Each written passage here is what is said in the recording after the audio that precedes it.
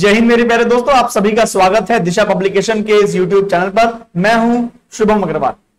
दोस्तों आज बात करने वाले हम लोग द कंपटीशन अमेंडमेंट बिल 2022 की, जिसको अभी अभी कुछ ही दिनों पहले दोस्तों लोकसभा में पेश किया गया है। तो आइए जानेंगे दोस्तों क्या होता है कंपटीशन अमेंडमेंट बिल, क्यों जरूरी है अमेंडमेंट और कौन से अमेंडमेंट दोस्तों यहां पर प्रस्तावित किए गए हैं, कंपटीशन जो आयोग है वो क्या होता है और किस तरह काम दोस्तों करता है। इस लेक्चर में आज पूरी बात जान लेंगे, तो जुड़े रहिए दोस्तों हमारे साथ एंड तक। दोस्तों हुआ यह है कि अभी हाल ही में जो लोकसभा का सत्र चल रहा था उसमें इस कंपटीशन एक्ट 2002 में अमेंडमेंट करने के लिए एक विधेयक दोस्तों प्रस्तावित किया गया है, एक विधेयक दोस्तों लाया गया है। अब देखना होगा कि विधेयक को आगे पास होता है या नहीं होता है, या अमेंडमेंट उसमें हो पाते हैं या नहीं हो पाते हैं। फिलहाल हम लोग बात करेंगे दोस्तों इस पूरे मैटर की। दोस्तों सबसे पहले आइए जान लेते हैं कि भारत का जो प्रतिस्पर्धा आयोग है वो क्या होता है और क्या काम करता है, यानी जो कंपटीशन कमीशन है दोस्तों ये क्या होता है और क्या काम करता है, एक बार जान लेते हैं। दोस्तों अगर बात करें भारत के कंपटीशन कमीशन की, तो कंपटीशन कमीशन को दोस्तों 2009 में इसको बनाया गया था। अगर बात करें तो 2009 में इसको बनाया गया था और 2002 का जो कंपटीशन एक्ट है उसके अंतर्गत ही दोस्तों इसको रखकर बनाया गया था। मकसद एक ही था कि जो कंपटीशन एक्ट है उसका इंप्लीमेंटेशन, उसका एडमिनिस्ट्रेशन और उसका इन्फोर्समेंट दोस्तों सही तरीके से और सही मैनर में दोस्तों किया जा सके, इसलिए इस आयोग को मार्च 2009 में दोस्तों बनाया गया था। यहां कंपटीशन की बात दोस्तों समझना जरूरी है कि मार्केट के कंपटीशन की बात यहां पर हो रही है। जिस प्रकार मार्केट में दोस्तों कई कंपनीज होती हैं, तो हम सभी जानते हैं बाय इकोनॉमी लॉ कि जितना ज्यादा अच्छा कंपटीशन मार्केट में होता है उतनी ही बढ़िया क्वालिटी और उतने ही रीजनेबल प्राइस पर दोस्तों जो कंज्यूमर है उसको सभी चीजें उपलब्ध होती हैं। तो इसीलिए सरकारें चाहती हैं कि उनके मार्केट में एक हेल्दी कंपटीशन दोस्तों कंपनीज के बीच बना रहे। अगर बात करें कंपटीशन आयोग की, कंपटीशन कमीशन की यानी प्रतिस्पर्धा आयोग की, तो ये कुछ एंटी कॉम्पिटिटिव प्रैक्टिस को दोस्तों करता है, जैसे कि anti competitive agreements, abuse of dominance और कॉम्बिनेशंस, इस तरह के दोस्तों कुछ ये बताता है जिससे मार्केट में एक हेल्दी कॉम्पिटिशन दोस्तों क्रिएट यहां पर होता है। बात करें ऑब्जेक्टिव की, इस ऑब्जेक्टिव क्या है इस आयोग के, तो सबसे पहला वही है कि eliminate practice having adverse effect on the competition, यानी ऐसी चीजें जो मार्केट में प्रतिस्पर्धा पर दोस्तों बुरा प्रभाव डाल रही हैं, प्रतिस्पर्धा कम कर रही हैं, उन चीजों को मार्केट से हटा देना, खत्म कर देना, यह दोस्तों का मेन ऑब्जेक्टिव यहां पर रहता है। दूसरी बात प्रमोट करना, सस्टेन कंपटीशन, प्रतिस्पर्धा को बनाए रखना मार्केट में और उसको प्रमोट करना, इस चीज को दोस्तों यहां पर क्या करता है, ये प्रमोट करता है, इस चीज को बनाकर रखता है। साथ ही साथ जो कंज्यूमर है उनका इंटरेस्ट, उनके हित, उनके लाभ दोस्तों कहीं भी खत्म ना हो जाए, कहीं कंपनियां ऐसा ना करें कि भाई आपस में गठबंधन करके और कंज्यूमर को लूटना वो शुरू कर दें या कंज्यूमर के हितों पर कोई प्रभाव हो, ऐसा भी दोस्तों नहीं हो, इस बात का भी ख्याल दोस्तों यहां पर रखा जाता है। साथ ही साथ ट्रेड जो है वो बिल्कुल फ्री रहे, उस पर किसी तरह का कोई बाउंडेशन ना हो, किसी तरह की कोई भी दोस्तों उस पर जो है वो जंजीरें ना आती हैं, सभी लोग व्यापार करने के लिए बिल्कुल स्वतंत्र हो, मार्केट पूरे स्वतंत्र हो, इस प्रकार का प्रभाव यहां पे देखने को मिलता है कमीशन आयोग का, इस यानी कंपटीशन आयोग का। इसके अलावा कॉम्पिटिटिव एनवायरनमेंट को रिवर्स करना, कॉम्पिटिटिव एनवायरनमेंट बना रहे जिससे मार्केट में अच्छी चीजें हमको मिलती रहे, ये काम दोस्तों पूरा यहां पे ऑब्जेक्टिव रहता है इस कंपटीशन आयोग का, इस प्रतिस्पर्धा आयोग का। आइए जानते हैं दोस्तों कि कौन कौन से अमेंडमेंट यहां पे किए गए। उससे पहले कुछ यहां पे लीगल बातें अगर मैं आपको बताऊं तो इस कमीशन में दोस्तों एक चेयरपर्सन होता है और साथ ही साथ 6 मेंबर दोस्तों यहां पर होते हैं। अगर बात करें मेंबर की तो सेंट्रल गवर्नमेंट के द्वारा, यानी जो अपनी केंद्र की सरकार है इसी के द्वारा दोस्तों ये सारे मेंबर जो है वो इलेक्ट किए जाते हैं, इन्हीं के द्वारा दोस्तों अपॉइंट यहां पर किए जाते हैं। अगर बात करें इसकी ज्युडिशरी की तो दोस्तों क्वासी ज्युडिशियल बॉडी है, यानी कुछ चीजें ऐसी हैं जो न्यायालय में दोस्तों होती हैं और कुछ चीजों में न्यायालय दोस्तों कोई भी यहां पर योग नहीं करता। इसके अलावा अगर बात करें तो यहां पर दोस्तों ध्यान करना है कि आपको क्वासी ज्युडिशियल बॉडी है, स्टैट्यूटरी जो अथॉरिटीज हैं वो इसमें डील कर सकती हैं और कई सारी चीजों को वो डील कर सकती हैं। होल टाइम जो मेंबर्स हैं वो यहां पर रहते हैं और चेयरपर्सन भी दोस्तों जो होता है वो एक अदर मेंबर, यहां पे जितने भी होते हैं वो सारे होल टाइम मेंबर होते हैं, यानी फुल टाइम मेंबर दोस्तों यहां पर होते हैं। तो ये कुछ बातें थी हमारे कंपटीशन कमीशन की। अब आइए जानते हैं दोस्तों कि कौन कौन से अमेंडमेंट दोस्तों यहां पर किए जा रहे हैं या उन अमेंडमेंट को करने की क्या जरूरत है। तो पहले जरूरत जान लेते हैं कि भाई क्यों इसमें अमेंडमेंट की बात की गई है, इस कंपटीशन एक्ट में क्यों अमेंडमेंट चाहती है बाकी सरकारें या बाकी के सांसद और विधायक, उसकी बात जरा एक बार कर लेते हैं। सबसे पहला है भाई न्यू एज मार्केट। हम सभी जानते हैं कि मार्केट जो है वो बहुत तेजी से चेंज हो रहा है। मार्केट में नई नई टेक्नोलॉजी, नए नए एडवांसेस बहुत तेजी से आ रहे हैं। पैटर्न बदल रहा है, कंज्यूमर का पैटर्न बदल रहा है, यूजेबल जो थिंग्स है उनका पैटर्न बदल रहा है, सप्लाई चेन बदल रही है। तो पूरी तरीके से मार्केट जो है बिल्कुल चेंज हो गया है। इसीलिए हमें जरूरत है कि यहां पे हम अपने पुराने रूल्स को भी यहां पे चेंज करें और नई चीज लेके आए, जिससे नई टेक्नोलॉजी, नए एडवांसेस, नए पैटर्न को फॉलो किया जा सके और उनको भी एक कॉम्पिटिटिव एनवायरमेंट दोस्तों दिया जा सके। ये बहुत जरूरी बात यहां पर हो जाती है। इसके अलावा दोस्तों अगर बात करें तो जो एक्वाइजेशन का इशू है वो दोस्तों एक बहुत बड़ा इशू है। हमारा जो सेक्टर 5 है, सेक्शन 5 है जो पुराने एक्ट का, वो कहता है कि भाई जितने भी कंपनियों का मर्जर होगा, एक्वाइजेशन होगा या अमलगेशन होगा, इन सबको दोस्तों यहां पर देखा जाएगा। इन सबके यहां पर कहा गया कि भाई जब भी कोई मर्ज हो रहा है, जब भी किसी कोई कंपनी को कोई एक्वायर कर रहा है या जब भी कोई अमलगेशन हो रहा है तो कंपटीशन आयोग को दोस्तों बताना जरूरी है। हाल ही के वर्षों में देखा गया कि बड़ी बड़ी कंपनियों ने क्या किया, मार्केट से कंपटीशन हटाने के लिए जो छोटी छोटी कंपनियां थी उनको एक्वायर कर लिया, उनको खरीद लिया। मैं नाम नहीं लूंगा, लेकिन बहुत सारी कंपनियां आप देखते होंगे जो बड़ी बड़ी कंपनियां हैं, उन्होंने क्या किया, अपने मार्केट को कैप्चर करने के लिए छोटी छोटी बहुत सारी कंपनीज को एक्वायर कर लिया, उनको खरीद लिया। उससे क्या हुआ कि भाई मार्केट में जब कंपनियों को बाकी खरीद लिया तो भाई सिंपल सी बात है, एक कंपनी रह गया, मार्केट में कंपटीशन खत्म हो गया। जब कंपटीशन खत्म हो गया तो आगे प्रोडक्ट और सर्विस की भी दोस्तों वैल्यू जो होगी वो खत्म होगी, क्वालिटी जो है खत्म होगी। इसीलिए सरकार ने कहा कि अब जो मर्जर होंगे, जो अमलगेशन होंगे, उसमें कंपटीशन आयोग को बताना जरूरी होगा कि भाई क्यों इसका मर्जर हो जाए। कंपटीशन आयोग तय करेगा कि भाई मर्जर होना चाहिए या नहीं होना चाहिए।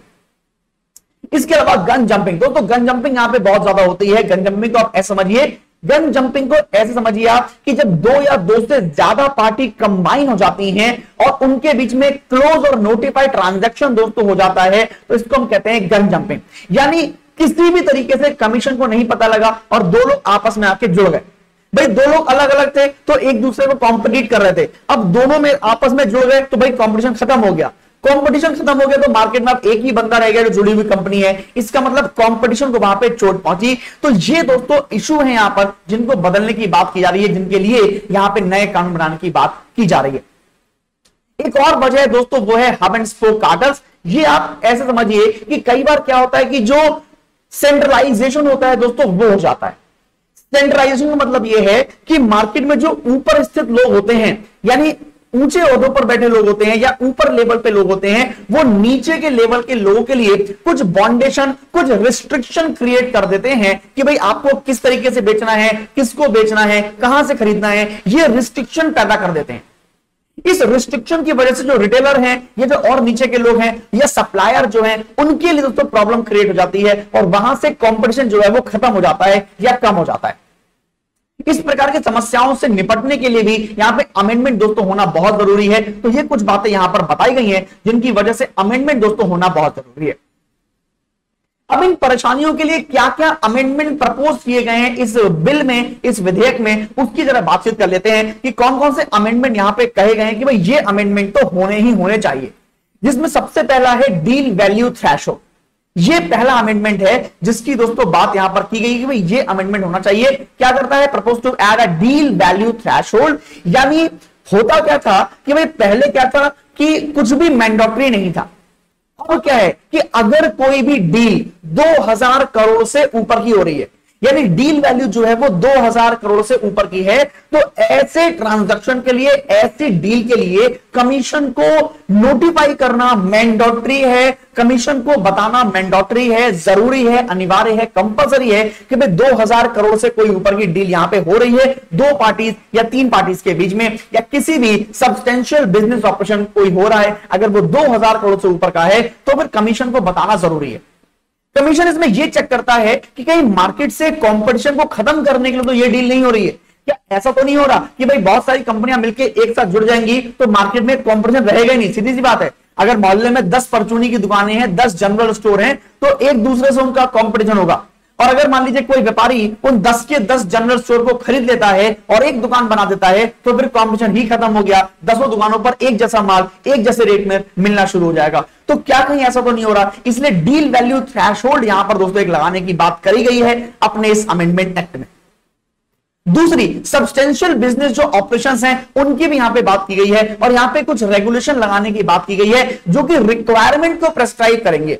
जितनी हमारी जो असेसनिंग होगी, चाहे वो किसी एंटरप्राइज के लिए हो, चाहे वो सब्सटेंशियल बिजनेस ऑपरेशन के लिए हो, उसके लिए वहां पे कुछ रेगुलेशन लगाने की बात यहां पर की गई है जो कमीशन को दोस्तों पावर देगी, कमीशन को स्ट्रेंथ करेगी, उसकी जो मैकेनिज्म है उसको मजबूत करेगी और वो अच्छे तरीके से रेगुलेट और मॉनिटर कर पाएंगे स्थिति को, सिचुएशन को कि मार्केट में कंपटीशन तेज है या कम है या किस प्रकार की चीजें वहां हो रही हैं। इस प्रकार की चीजों को रिपोर्ट दोस्तों वहां पे कर पाएंगे और मेजरली वहां पर काम वो कर पाएंगे। तो इस प्रकार की दोस्तों यहां पे अमेंडमेंट की बात यहां पर की गई है।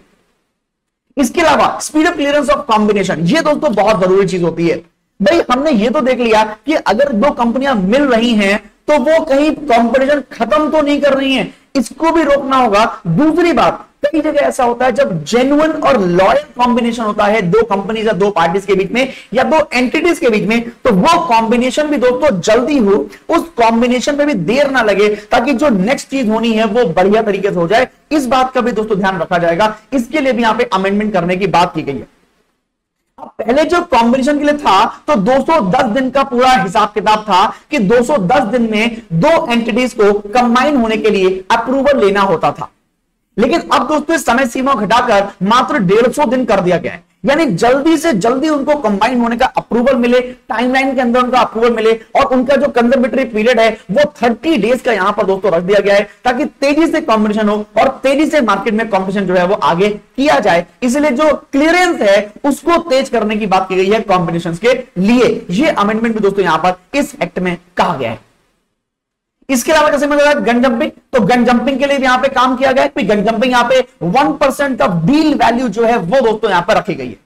पेनाल्टी जो रखी गई है वो कितनी रखी गई है कि अगर गन जंपिंग पाई गई, अगर गन जंपिंग को फाइंड आउट कर लिया गया, अगर गन जंपिंग को पकड़ लिया गया, तो जितनी भी डील वैल्यू होगी उस डील वैल्यू का 1% या फिर जो हमारी टर्नओवर होगा, जो एसेट्स होंगे उनका 1% जो है वो पेनाल्टी यहां पर लगाया जाएगा, जो बड़ी पेनाल्टी दोस्तों यहां पर होती है। मान लीजिए 5,000 करोड़ की डील है, उसका 1% दोस्तों बहुत बड़ी रकम हो जाती है। उसके 1% की बात करेंगे तो 50 करोड़ की वो रकम दोस्तों वहां पे हो जाएगी, जो बड़ी रकम है दोस्तों। तो ये यहां पर अमेंडमेंट करने की बात की गई है।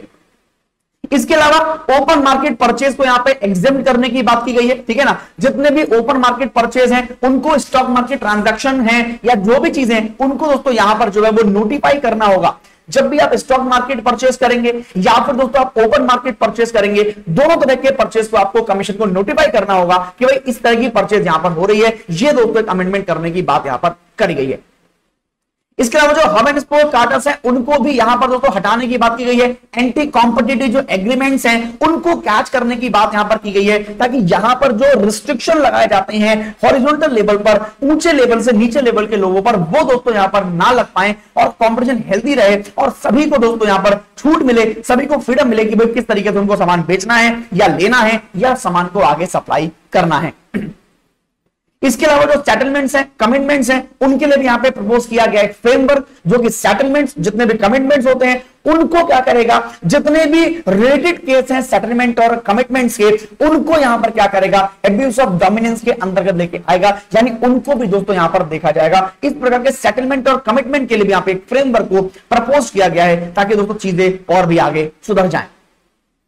इसके अलावा वर्टिकल जो एग्रीमेंट होते हैं या जो एब्यूज ऑफ डोमिनेंस होता है जो पार्टीज के बीच में होता है, जैसा कि मैंने बताया कि ऊपर लेवल पर जो पार्टी होती है वो नीचे जो रिटेलर्स होते हैं या जो हमारे सप्लायर्स होते हैं उनके ऊपर रिस्ट्रिक्शन जो यहां पे लगा देते हैं, तो वो दोस्तों यहां पर नहीं होंगे जब तक कि यहां पर दोस्तों एक कमिटमेंट नहीं होगा before the director general submit the report. यानी डायरेक्टर जनरल लेवल का जो अधिकारी होगा वो उसकी रिपोर्ट सबमिट करेगा, उसके बाद ही दोस्तों उस तरह की चीजें कुछ यहां पे हो पाएंगी। तो ये दोस्तों एक अमेंडमेंट यहां पे करने की बात की गई है जो डिसीजन लेने में दोस्तों फायदा पहुंचाएगी, डिसीजन लेने में दोस्तों यहां पर जो है वो एक मजबूती प्रदान करेगी और दोस्तों कंपटीशन को दोस्तों यहां पे मिटने नहीं देगी।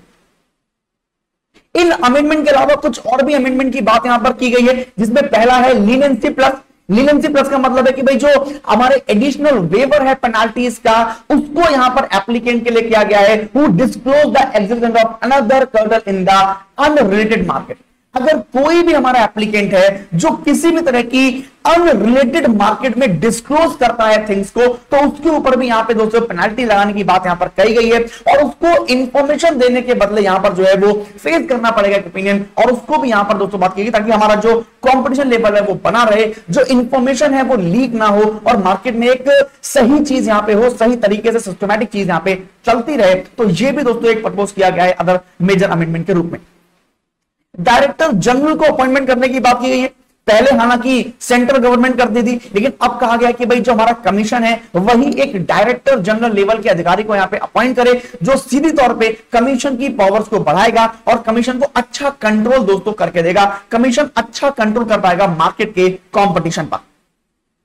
इसके अलावा दोस्तों यहां पे कुछ गाइडलाइन भी दी गई है, जो पेनाल्टी से संबंधित गाइडलाइंस हैं, जिनको नेशनल कंपनी लॉ ट्रिब्यूनल के अगेंस्ट दोस्तों यहां पे बनाया गया है। और इसमें कहा गया है कि पार्टी को 25% डिपॉजिट करना पड़ेगा एज अ पेनाल्टी अमाउंट, है ना। यहां पे ये प्रपोज किया गया है ताकि एक अच्छी, भाई लोगों में सीधी सी बात है, जब तक डर नहीं होगा तब तक वो दोस्तों चीजों को नहीं कर पाएंगे, ऐसा हमारे समाज की स्थिति बन चुकी है। तो यहां पर पेनाल्टीज को लेकर भी एक गाइडलाइन यहां पर दी गई है, और यहां पर कुछ चीजें सुधारने की बात दोस्तों यहां पर समझाई गई है।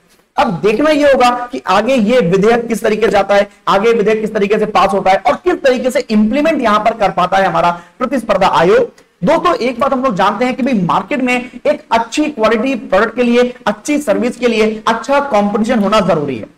तो अच्छे कंपटीशन के लिए जो भी चीज जरूरी हो उनको जरूर करना चाहिए, ऐसा मेरा व्यक्तिगत मत है। क्योंकि इकोनॉमी में अगर अच्छा कंपटीशन नहीं होगा, इकोनॉमी छोड़िए अगर जिंदगी में भी अच्छा कंपटीशन नहीं होगा, तो आप आगे कभी नहीं बढ़ पाएंगे। इसीलिए मैं चाहता हूं कि कंपटीशन को सही रखने के लिए जो भी चीज जरूरी है वो करनी ही चाहिए, ताकि मार्केट में बिजनेसमैन के बीच में कंपटीशन हो और उस तरह की चीजें हमको प्राप्त हो जाए। कैसी लगी आपको ये वीडियो, और क्या आपको एक कंपटीशन लॉ समझ में आया या नहीं, कमेंट करके मुझे जरूर बताइए। और दोस्तों कमेंट करके अपना फीडबैक भी दीजिए कि ये वीडियो का कंटेंट आपको कैसा लगा, वीडियो आपको कैसे लगी। मैं मिलता रहूंगा आपसे दिशा पब्लिकेशन के यूट्यूब चैनल पर। अगले कुछ महीनों में मैं आपके लिए और सारी वीडियो लेके आने वाला हूं, और बहुत सारे टॉपिक्स पर दोस्तों वीडियो हम लोग लेके आने वाले हैं, जो आपकी नॉलेज को डेफिनेटली बढ़ाएंगे।